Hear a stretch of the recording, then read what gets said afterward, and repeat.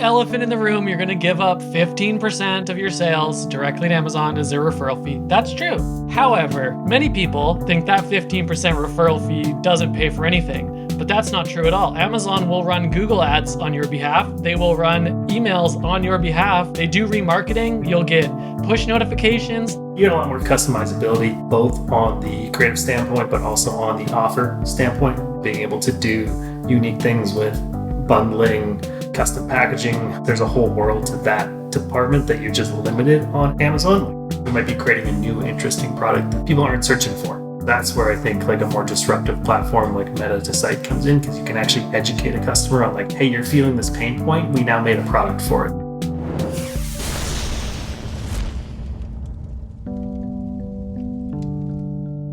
It's all killer, no filler. This is Eric, and I'm here with the Amazon team. And today, maybe for the first time, the Amazon team came with a little filler. And then put forward an idea that we actually do something a little different on the podcast and do a debate. So we're actually going to be discussing today whether and to what degree you should be selling your products on Amazon versus your website. Clifford is going to be arguing that you should be selling everything on Amazon. Everything through Amazon, and Rob is going, even though they're both in the Amazon department, Rob is going to be playing devil's advocate and advocating for the good old website. It's happening here live. We finally get to hear what Clifford really thinks, because I know he's been holding back so much. Clifford, you put out the statement that you should sell all your products through Amazon. Please defend your statement. So yes, elephant in the room, you're going to give up 15% of your sales directly to Amazon as their referral fee. That's true. I'm not going to debate that part. You're definitely going to give up all that money. You're not going to have the customer data to have their emails. Now, there's ways you can get around it. You can put product inserts in and grab their email, kind of maybe make them go through some weird portal or whatever. Sure. Okay, so you're going to give up on that. That's all true. Very true. However, the organic ranking and the actual organic sales that you get from Amazon for driving every bit of sale that you can to Amazon is massive. No one's going to your crappy website unless you send them there. No one who's going to a DTC website. Who wakes up in the morning, goes, oh, I wonder what's on sale on Pepsi.com. No one. They go to Amazon though, and they look at what the deals are every day. And you could be the top deal on Amazon each day if you drove all your sales to Amazon and not to your DTC site, but you're splitting it up and sending a bunch of traffic and all your amazing customers that you have to the DTC site and losing out on all that ranking that you could have gotten by getting all that traffic to Amazon. You could be like, you could have a website. Hey, don't get me wrong. You should have a website, but everywhere on your website it says, yeah, go buy it on Amazon. Just like it links out. It's on Amazon. So if anyone searches your stuff on Google, it just sends you to Amazon. Thank you for your opening statement. I think we gave you a minute and a half for your opening statement there. So that is how we've done this now. Rob, please advocate for the website and why Clifford is overshooting here. Yeah, I'm much more of a man of balance. But for DTC, I mean, Clifford hit on a couple of major points. So thank you, Clifford, for bringing those up. Customer data being a big one, actually understanding who your customer is and being able to remarket to them in perpetuity is a massive bonus to marketing on your website. Another big one is the massive word of attribution, specifically attribution to paid media channels like Meta and Google.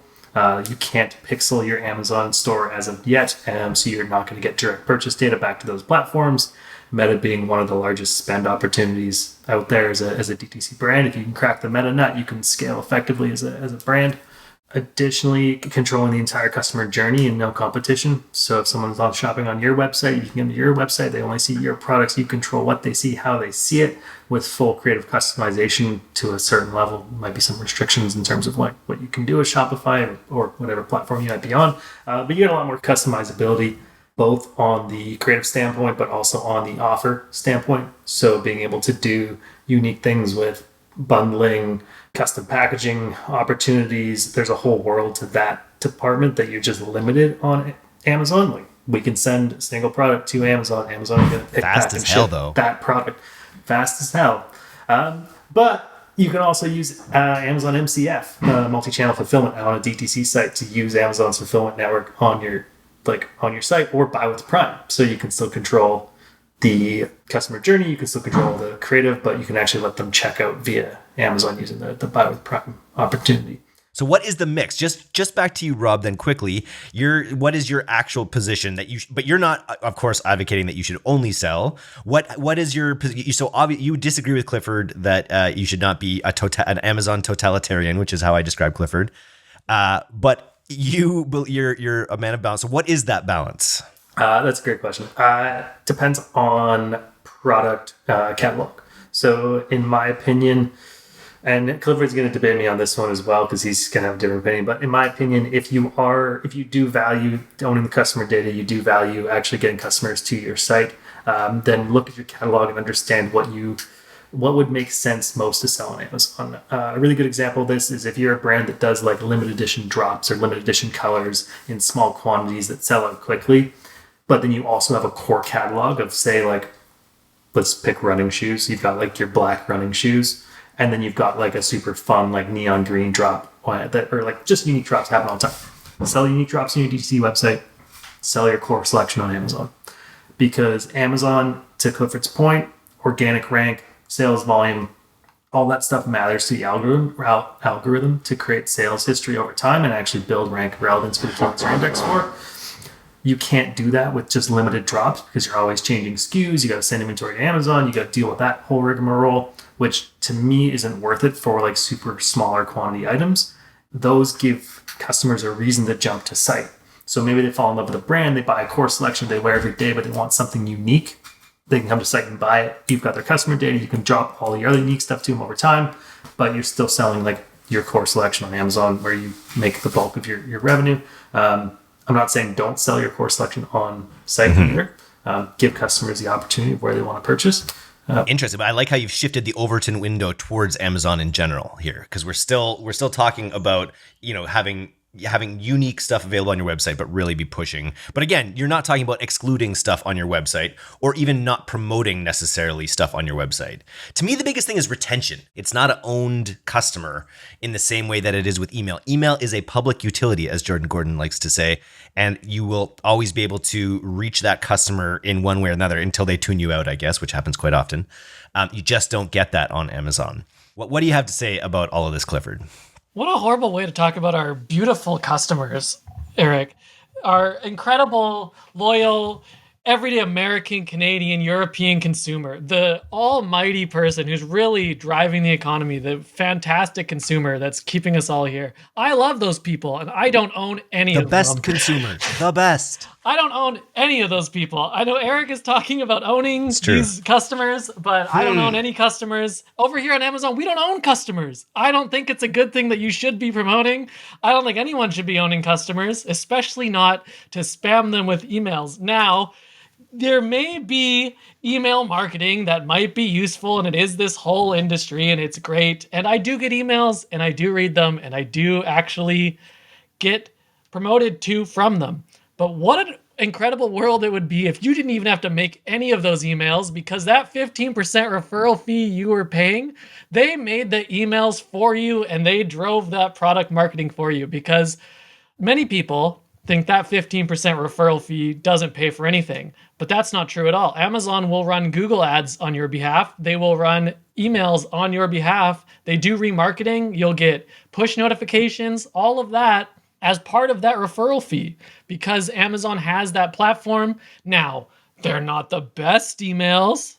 They're not the prettiest, they're pretty crappy, but it's getting your product out there to a whole bunch of people, and you're paying very little for it, for those emails. It's just a part of that platform fee that you're getting anyways. And to argue on your side, why be a little data hoarder about your precious little pool of data when Amazon rents you access to much deeper, better algorithmic, multi-layered data about when to be reaching customers and all of these things. It's the information age. We shouldn't be owning anything. Everything is a service.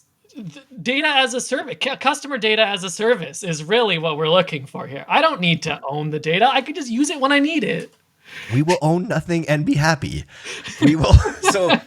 And then eat the bugs. So if I want to buy my bugs, Rob, you still advocate website. Not website first. Are you an Amazon first guy still? Or depends totally on the product for me. So if you have the right product market fit, the right price point, the right USPs, and their search volume, on Amazon, Amazon can be a great first play.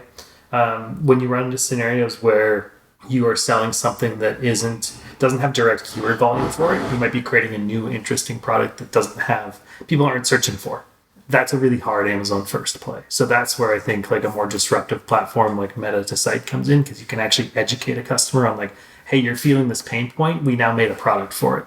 Versus like Amazon's like, hey, I've recognized I have a pain point. I need a solution. I know what the solution is. I go to Amazon and buy it, which is one of the great things about Amazon is there's that bottom of funnel search intent traffic. I think anything luxury or even apparel. I know there's some apparel, there's basics, there's a lot of basics you buy on Amazon, but like there is an experience being on a website and experiencing that brand when you're buying into the brand more. I feel like Clifford, would you disagree with that? Of course, I disagree with that. Of course. I don't know if you've heard of this little thing called Prime Try Before You Buy, Eric. It is for the apparel industry where you don't even have to buy the clothes. You can get them sent to you, try them on, and you're not actually charged until after the 7-day trial period. What an amazing way to shop for apparel I didn't know about that, actually. I didn't actually even know about that. Amazon has figured out really everything in this whole e-commerce industry, and you can take advantage of it. You can rent all of their services for the low cost of only 15% of your sales and giving up all your customer data. Plus the FBA fee. Yeah, plus the FBA fee, which adds on to it. What do you guys clash about? Like, you guys obviously have a really rough working relationship, I can tell from all these podcasts we do together. What are the things that you guys fundamentally clash on about the most in terms of Clifford's totalitarian opinions? I feel like it's actually like a just less intense version of this debate. Okay. Essentially, it's like we're both a little bit more easygoing and a little bit more in the middle than right now, probably. But it's exactly that. It's like when you're looking at product catalog selection, like should we actually advise customers to bring a subset of their products off of Amazon or leave them off of Amazon to give brands a reason or customers a reason to go to DTC? I kind of lean towards that direction because I've been on the DTC side of things before and I understand that value there. Whereas I think Clifford might say like, no, you can actually capture more revenue on Amazon. It's better for the Amazon ecosystem, which to be fair, if your goal is to build the most amount of volume on Amazon, build the most amount of rank, that's true. Like you should have your full catalog selection there. But if you want to give customers the reason to go to DC and you want to have a chance to bring those customers over and capture them there, you've got to provide something over there. That doesn't necessarily have to be product, but it could be like value. It could be learning. It could be like a really good recipe catalog if you're selling cookware. Like a reason to go to site is a good value add so you can actually capture those customers. And I think this is what we can boil this down to a little bit more. I'm sure Clifford will correct me here, but the argument appears to be that you feel there should be some bonus reason, something that you can't get on Amazon that you can get on the website that incentivizes you to be on the website. Whereas Clifford, you would obviously say no, you don't want that. Everything available on the website should be available on Amazon. And I think I agree with that, except for instances that really justify it, where there really is, like you said, a drop. Like if you're building a brand that has drop distribution, then you're building something else entirely. And Amazon is like a great catch-all for that. But in a lot of cases, that drop business is going to be driving your business. So you definitely need that. I think it's just important to think about your product mix across channel and say like, what's the actual strategy here? What's the ultimate end goal? And what we're doing working towards actually achieving that goal? I would say there is like, I get it. There's like fear around investing too much in Amazon because Amazon does own it. If you have your DTC site, that's yours.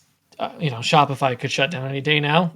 Hopefully they do on my end. But if that's true, like Amazon, we face it all the time. It sucks. Products get taken down. Amazon seller support is a nightmare. There's a lot of problems with the platform. Tons of problems with the platform. There really is. And I hope they fix a lot of them and make it more attractive. A lot of that reason pushes people to their DTC site to sell.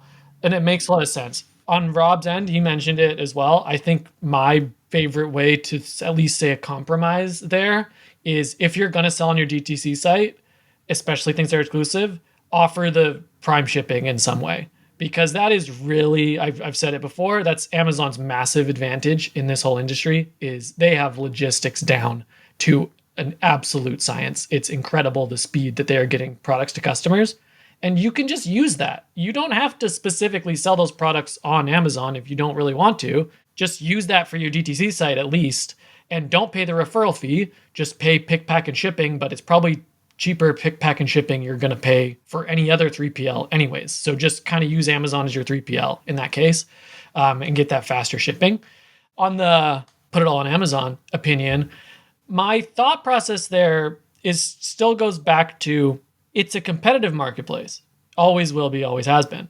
And if your competition is putting their best foot forward and putting their whole catalog on Amazon and putting everything that they have into Amazon, then you're behind. If you're splitting those efforts onto your DTC site, or some of your best products are hidden away on your DTC site, they will get the upper leg on you on Amazon. And if the sales end up being more Amazon weighted than website weighted in the end, then they're going to get a larger chunk of that pie of the overall market share. However, at the same time, I do think like the scale that's possible with meta ads to Shopify, that's not matched on Amazon in the same way. Amazon the top of funnel, like the interruptive nature of it as well, right? It's not just people in market, it is more top of funnel. Although I liked our last podcast talking about Amazon's new video options and TV buying on TV platforms and such. And I see them opening themselves up that way. And I'm sure there's a lot of effort they're putting into new ways they can be more top of funnel. They're definitely getting there. I think over the next 2-3 years, it'll be more and more so as they continue to expand those offerings. But I do think some of the top minds in Meta advertising, in Google advertising, haven't tried to go completely to Amazon ever. Like that's never really been, even here, we've explored it a little. There's been a little bit of send some Meta traffic, send some Google traffic to Amazon, and there's agencies and things out there that have dabbled with it. But are the top minds in Meta ever trying to just go directly to Amazon as a platform and really cracking that nut? I don't think so.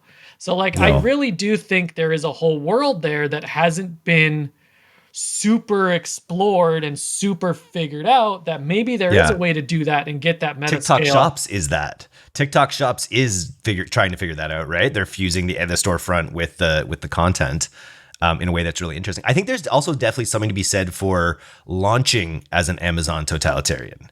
Like launching into Amazon, like maybe like at scale, you may want these other channels as well. But I've heard of like, Hero Cosmetics, sold for over $1 billion or whatever.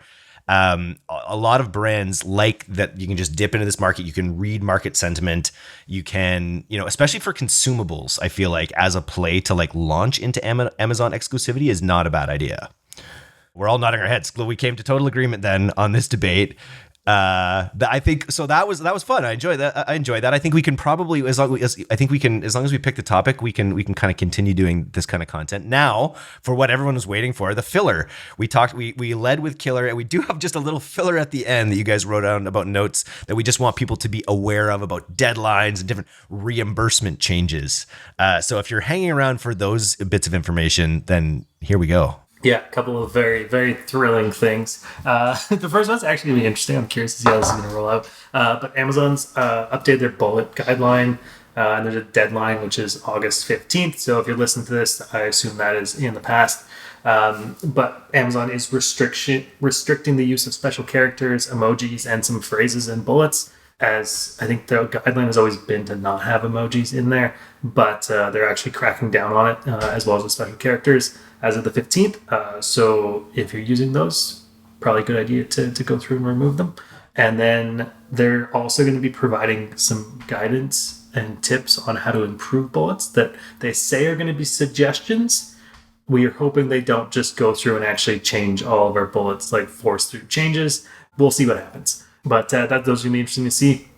And then on the FBA reimbursement changes, they're changing the window that you can ask for reimbursements. So typically that's down from 18 months to anywhere from 60 days to 120 days now. So a big reduction in the window which you can apply for those reimbursements. So this is where, like, if you haven't been doing them, certain revenue recovery softwares will go back to the full 18-month period. So if you haven't been doing reimbursements or revenue recovery, it could be a good opportunity to actually get one of those in, get back the full 18 months, and then use something like that going forward. If you've been staying on top of them, then great, you're ahead of the game. Nice. Very cool. All right. Clean, efficient 20 minutes. I think we've come to some agreement that Amazon is a juggernaut in this space.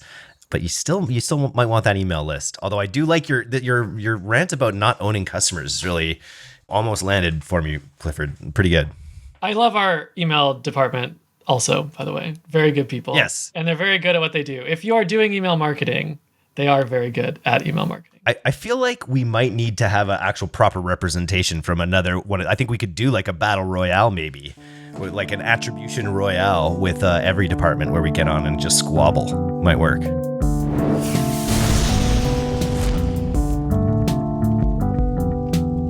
Thanks for listening to today's episode. If you're not getting the D2C newsletter, you can subscribe for free at directtoconsumer.co. And if you want to learn more about Pilot House's all-killer, no-filler services, take off to pilothouse.co. I'm Eric Dick, and this has been the D2C Podcast. We'll see you next time.